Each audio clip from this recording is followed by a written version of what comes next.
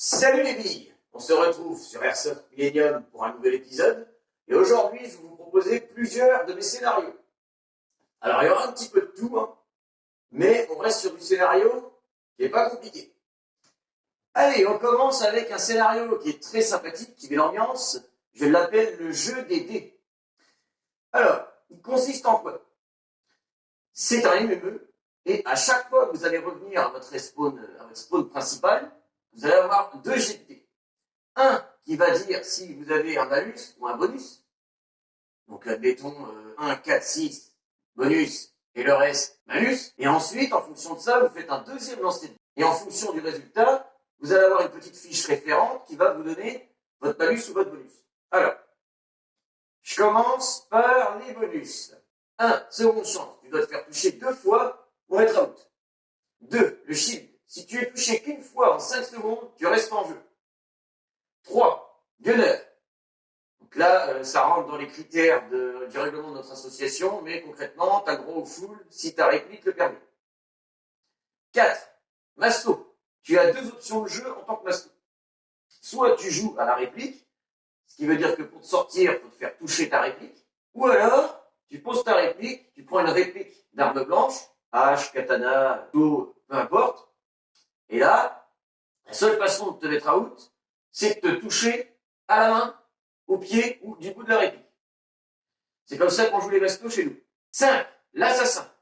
Alors l'assassin chez nous, c'est quelqu'un qui peut mettre hors jeu les joueurs en convalescence. C'est-à-dire que si je suis à moins de 10 mètres d'un joueur en convalescence, je peux lui mettre une bille au PA, c'est comme s'il était confirmé. Donc, il devient hors jeu, il repart à son spawn.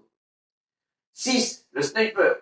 Pour chaque hit de 50 mètres minimum, le joueur gagne une autoréa. Une autoréa, chez nous, c'est tu te fais toucher, t'es pas out. T'es dans un statut particulier où tu peux encore te déplacer, cacher, et pas tirer pendant 15 secondes. Si tu te refais toucher pendant ces 15 secondes-là, là par contre, t'es out. Ensuite, les malus. La bichette. Déplace-toi qu'avec des sauts de biche. 2. Le point-point. Un pouet-pouet est accroché sur toi. Alors généralement, on va le mettre dans une de tes poches de ton pantalon, ce qui fait que dès que tu vas bouger un peu, ça va faire coin-coin. 3. Baudruche. Un ballon de baudruche est accroché à ton bras. Forcément, s'il pète, t'es out. 4. Le chasseur. Tu possèdes une double sacoche avec une pioche remplie de 50 douilles et une défausse. Pour tirer, tu dois piocher une ou deux douilles et les mettre dans la défausse, ce qui simule le rechargement de ta réplique. Elle ne peut être chargée plus de 2 coups. 5. La bougeotte. Interdit de marcher et camper plus de 20 secondes dans le même périmètre de 5 mètres x 5 mètres. 6. Toy. Tu as maximum 20 mètres de portée. Ensuite, nous avons des dés que vous pouvez trouver sur le terrain. Tant que vous n'êtes pas hors jeu, vous l'avez sur vous. Une fois que vous l'êtes, vous le laissez sur place. Le dé d'argent. Celui qui possède ce dé, une fois touché, s'il est à couvert et ne se refait pas toucher, peut tenter un lancer de dés. S'il tombe sur 1, 3 ou 6, il repart en jeu. Dans le cas contraire, il le laisse partir. Le dé d'or. Il y en a 2 sur le terrain. Un porteur peut lancer 2 fois les dés au respawn. Petite règle particulière, quand tu es porteur d'un dé d'or et que tu es out, tu es obligatoirement en convalescence de 15 secondes, durant lesquelles un adversaire peut venir te confirmer pour te piquer le dé d'or. Et enfin, le DD. Une fois que tu retournes au spawn, donne le DD à l'organe. Choisis un allié, et quand le copain viendra au spawn, il aura le malus DD. Chaque fois qu'il se déplace de 10 mètres, il crie DD. Et évidemment, il n'a pas le droit de rester sur place plus de 20 secondes aussi. Voilà, c'est vraiment un jeu qui est fait pour se fendre la tronche. Second scénario atypique, les gars, que j'ai tiré du mode de jeu Gambit sur Destiny. C'est un jeu que j'affectionne particulièrement, même si c'est de dernière année. Bon, bref, c'est pas le sujet. Alors, honnêtement, je l'ai testé 2-3 fois, ça a très bien fonctionné. Les gens apprécient particulièrement. Donc, concrètement, chaque équipe a un spawn plus éloigné qu'une banque. Cette banque va servir à collecter des points. Les points se collectent en confirmant des adversaires ou, dans des cas particuliers, en allant voler des points à la banque adverse. L'objectif est de cumuler un maximum de points. Donc évidemment, vous avez 30 secondes de convalescence à chaque fois que vous êtes out. À moins évidemment que vous vous faites soigner. Un joueur peut cumuler les points sur lui ou les distribuer à ses collègues. Mais si jamais il tombe hors jeu, les gars, tous les points qu'il a sur lui, c'est compté comme caduc. Alors là, en l'occurrence, pour ce scénario-là, vous avez le droit à un soin par vie. Et un soin bonus par palier de 3 points sur vous. Alors à chaque fois que vous avez 3 points de plus sur vous, vous gagnez un soin bonus. Ensuite, quand un joueur ou un groupe de joueurs ramène en même temps un certain nombre précis de points à la banque, ça va vous donner des bonus. Donc, 8 points. Blocage de la base adverse pendant 45 secondes, cumulable, si par exemple 2 joueurs ramènent 8 points, 12.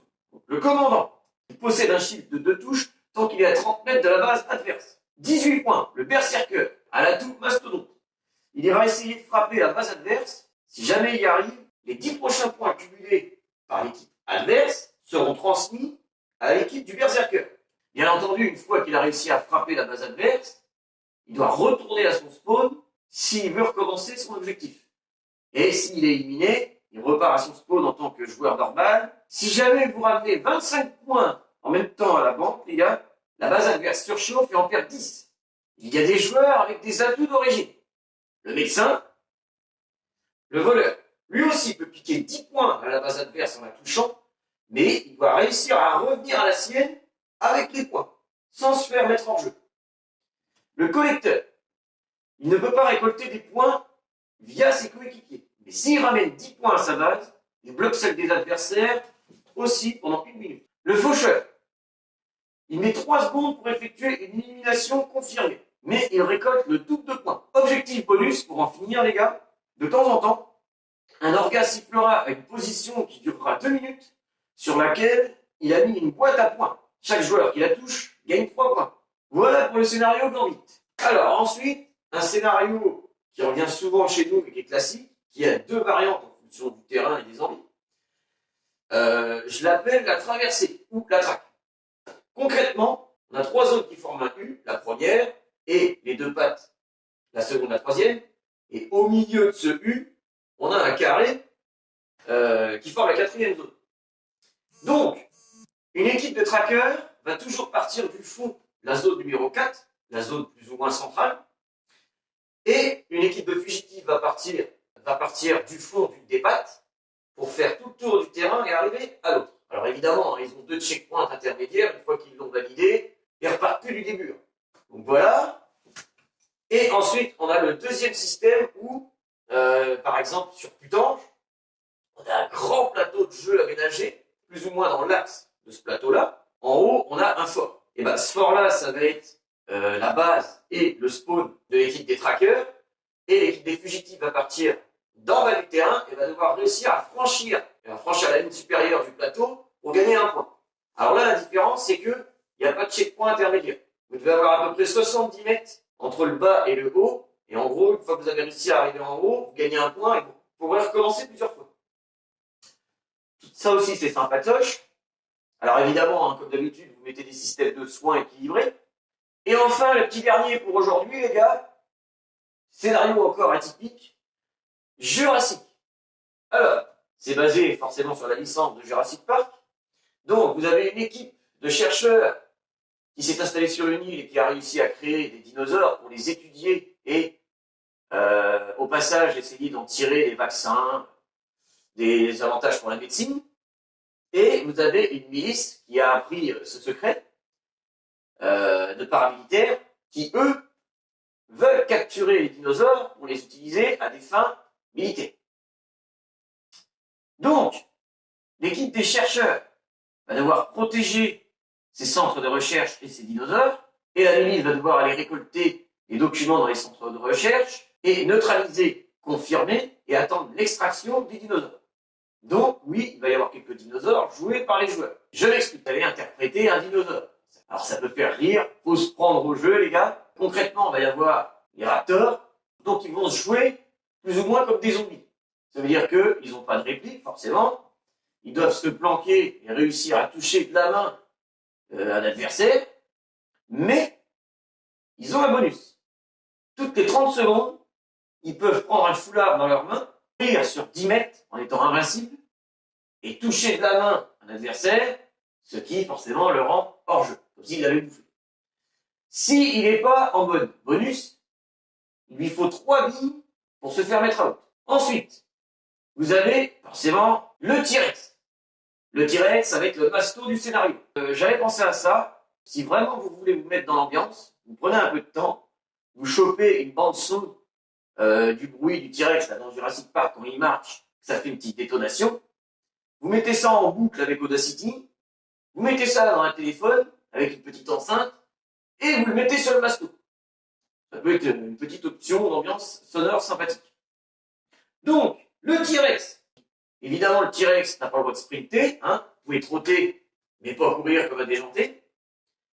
Parce que, pour neutraliser le T-Rex, seul le capitaine, pour la milice, ou le mercenaire pour les scientifiques, peut le neutraliser. Une réplique spécifique. Les autres, vous n'avez pas le droit de lui tirer dessus. Vous pouvez juste fuir. Donc évidemment, le T-Rex va essayer de bouffer tout ce qui bouge. Si jamais il est neutralisé, il reste sur place pendant un certain temps.